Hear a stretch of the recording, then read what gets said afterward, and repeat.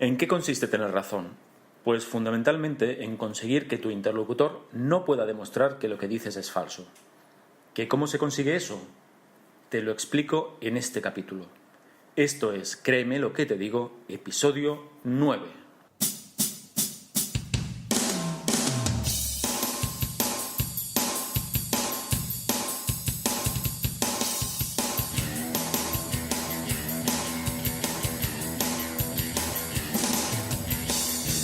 Bienvenidos y bienvenidas a Créeme lo que te digo, el podcast dedicado al mundo de la persuasión en el que voy a explicarte todo lo que tienes que saber para influir, convencer, inducir o inclinar opiniones a tu favor. ¿Quieres saber cómo ser más convincente? ¿Quieres aprender a debatir y discutir sin generar conflictos? ¿Quieres saber cómo hablar en público como un auténtico profesional? Y además, ¿te gustaría aplicar todo esto en tu vida personal y profesional? Si es así, créeme lo que te digo, es el lugar apropiado.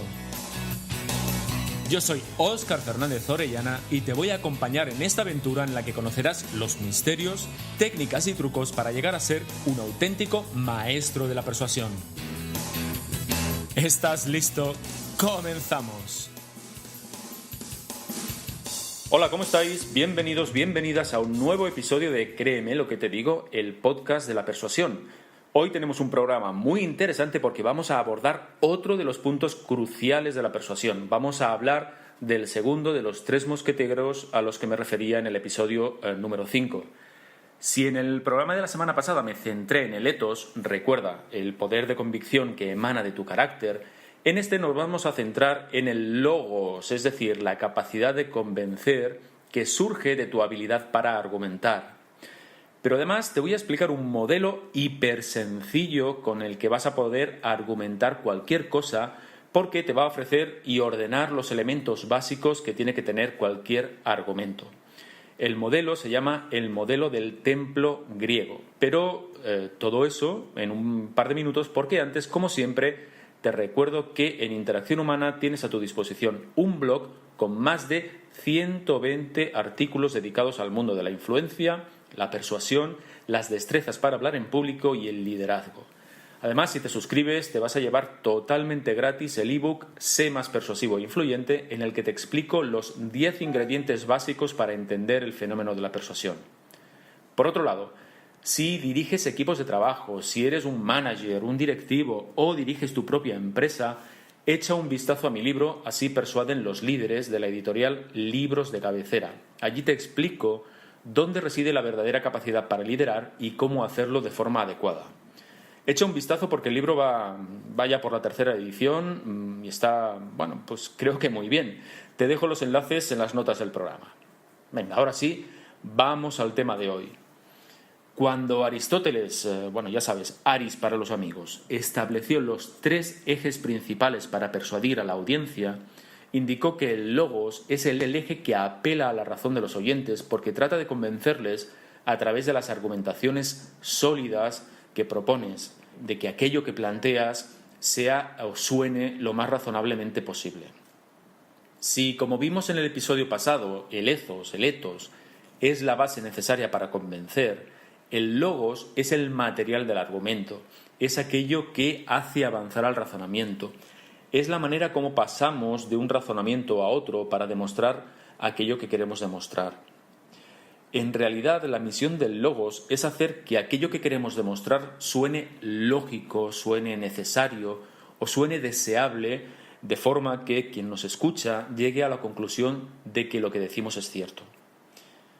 La forma de hacer esto, la forma de conseguir esta manera de sonar razonable es a través de los argumentos. Así que, muy rápidamente recordemos qué es un argumento y sobre todo qué diferencia hay entre un argumento y una opinión. Una opinión es simplemente una afirmación, sin más. Es la expresión de una idea, es la expresión de un punto de vista. Por ejemplo, cuando dices que el chocolate es el mejor de los helados, pues esto es una opinión. Cuando dices que el 90% de los libros de autoayuda son malos, es una opinión. o cuando dice que que las últimas películas de Almodóvar son peores que las primeras, todo esto son opiniones. Atención, el hecho de que sea una opinión no significa ni que sean verdad, ni que sean mentiras, ni que sean ciertas, inciertas o incluso que yo pueda estar de acuerdo con ellas. Simplemente una opinión es una afirmación, sin más. En cambio, ¿qué es un argumento? Bueno, un argumento consiste en aportar razones a una aseveración, a una afirmación. Por ejemplo, si dices que las últimas pelis de Almodóvar son peores que las primeras porque cuando uno se hace mayor pierde frescura y originalidad, bueno, pues eso es un argumento. Ojo, no tengo por qué estar de acuerdo contigo, no tengo que estar de acuerdo con el argumento, ni el hecho de argumentar es por sí suficiente para darme razón. Simplemente a la opinión de que las pelis últimas de Almodóvar son peores que las primeras, le añado una razón. Esa razón lo que hace es, de alguna forma, justificar mi opinión.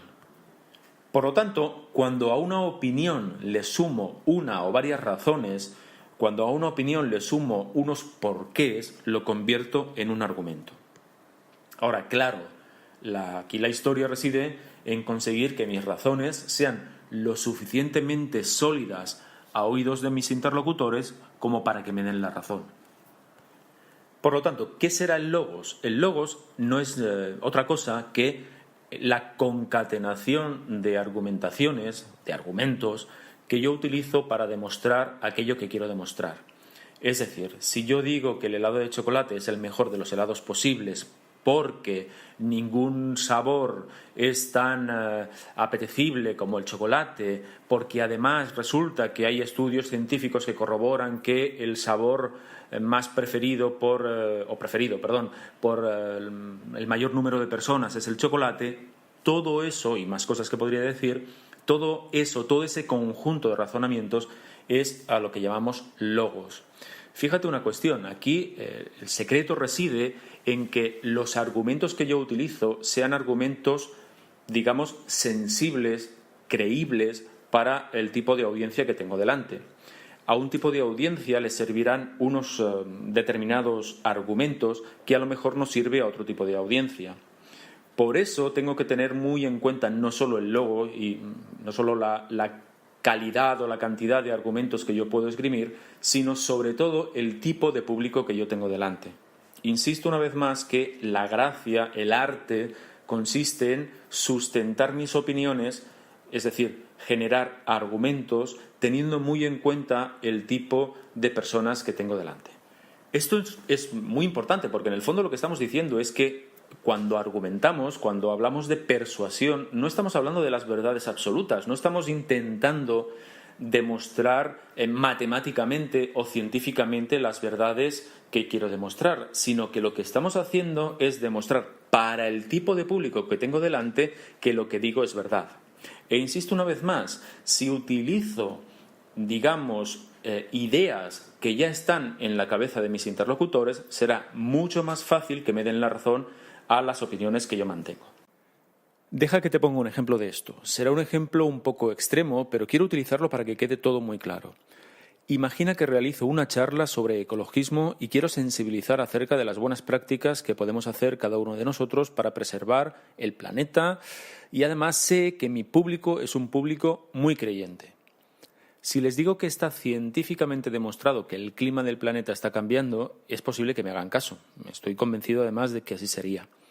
Pero si además les digo que si Dios es el arquitecto del universo y que Dios creó un mundo maravilloso para los seres humanos y que por eso merece que preservemos su obra, estoy utilizando ideas que ya están en la cabeza de mis oyentes, con lo cual será más fácil que acepten lo que yo les planteo. De hecho, no hace falta que yo sea creyente, de hecho no lo soy para poder decir algo así. Simplemente me baso en ideas que de alguna forma ya están interiorizadas por mis oyentes para convencerles de aquello de lo que yo quiero convencerles. Vamos a ver ahora cuáles son los elementos que componen una argumentación. El primer elemento es la conclusión. ¿La conclusión qué es? La conclusión es aquello de lo que yo quiero convencer a mi interlocutor. Es aquella proposición que quiero que acepten como verdad. Por seguir con el ejemplo de antes, yo podría decir que, como conclusión, que tenemos el deber de cuidar el planeta. Bueno, pues esa sería la idea que yo quiero que quede en la cabeza de la gente, es la idea de la que yo quiero convencer. El segundo elemento, ¿cuál es? Son las premisas. ¿Qué son las premisas? Las premisas son las razones que esgrimo para demostrar que la conclusión es así como yo digo. Son proposiciones que demuestran que la conclusión es esa, la que yo planteo, y no otra. Dicho de otra manera, son los porqués que presento para apoyar mi conclusión, para concluir lo que concluyo. Vamos con un ejemplo. Había dicho anteriormente que la conclusión era que tenemos el deber de cuidar el planeta. ¿Cuáles serían las premisas? Digo toda la frase completa, o toda la argumentación completa, perdón. Tenemos el deber de cuidar el planeta porque cada vez estamos acabando con más ecosistemas y es el único lugar en donde el ser humano puede vivir. Eso sería un argumento con dos premisas y una conclusión. Si estuviese delante de mis amigos creyentes de los que hablaba anteriormente, podría decir que debemos cuidar el planeta porque para los creyentes es una obra de Dios y no se puede ir en contra de lo que Dios ha creado. De alguna forma, las premisas son ideas que ya están en la cabeza de mis interlocutores, como os he comentado anteriormente, y son ideas en las que me baso para derivar mi conclusión. ¿Cuál es el tercer elemento? El tercer elemento son las evidencias. ¿Y qué son las evidencias? Las evidencias son pruebas que demuestran que las premisas son ciertas. Atención, no que demuestran que la conclusión es cierta, no. Son pruebas que demuestran que las premisas son verdad. ¿Por qué las premisas? Porque fíjate cuál es el juego. Si yo demuestro que las premisas son verdad y de las premisas se deriva la conclusión es verdad. Ese es el juego de cualquier tipo de argumentación. Vamos a seguir con los ejemplos. Si digo que en su informe anual Greenpeace indica que el último año se han destruido más de 4 millones de hectáreas de bosque, por ejemplo, cosa que pues no sé si es así, es un dato absolutamente inventado ahora mismo, este informe anual de Greenpeace prueba que la evidencia es cierta, es decir, que estamos acabando con los ecosistemas. Volvamos a nuestro grupo de creyentes. Si me dirijo a este público y les digo que la Biblia dice que todo el universo es una creación divina y que ir en contra de la obra de Dios es pecado, la Biblia, en este caso, sería la evidencia, o lo que dice la Biblia, sería la evidencia de que mi premisa es verdad. Ahora bien, ¿cómo coloco todo esto para que tenga sentido? Bueno, pues esto es lo que te voy a explicar en el Abrir y Consumir de hoy. Esto es Abrir y Consumir. Como te he indicado, voy a explicarte un modelo de organización de tus argumentos sumamente sencillo, pero con el que vas a poder argumentar cualquier cosa. Lleva por nombre Modelo del Templo Griego. Te sugiero además que, como complemento a la explicación que voy a realizar a continuación, eches un vistazo al artículo del blog de Interacción Humana que te dejo en las notas del programa. Insisto que te va a ayudar a complementar esta explicación. Este modelo te ayuda a poner en relación los diferentes elementos que hemos comentado que tiene un argumento, la tesis, las premisas, las evidencias, etc. Venga, vamos allá. Primero imagina un templo clásico, un templo griego clásico. En el tímpano del templo, en el tejado, colocas tu conclusión, aquello que quieres demostrar, aquello que piensas que es cierto y que quieres que tu audiencia asuma como tal. Comienza diciendo yo pienso que y a continuación colocas tu idea. Por ejemplo, imagina que digo yo pienso que la Euroliga Europea de baloncesto es más interesante que la NBA. En las columnas vas a colocar tus razones, los porqués que sustentan tu conclusión. ¿Por qué van en las columnas? Porque recuerda que las razones sustentan la conclusión, así que las columnas han de sustentar el tímpano del templo. En nuestro ejemplo sería porque en el baloncesto europeo prima la técnica, la táctica y los sistemas, mientras que en la NBA casi todo se basa en la potencia física. Para el ejemplo señalo una única razón, aunque podríamos añadir algunas más. De hecho, bajo mi punto de vista, más de 3 razones son innecesarias. En algún otro capítulo del podcast te explicaré por qué. Bueno, ya tenemos nuestra columna sustentando nuestra conclusión. Nos faltan las evidencias, que como sabes, son las pruebas que demuestran la veracidad de las premisas. ¿Dónde las coloco?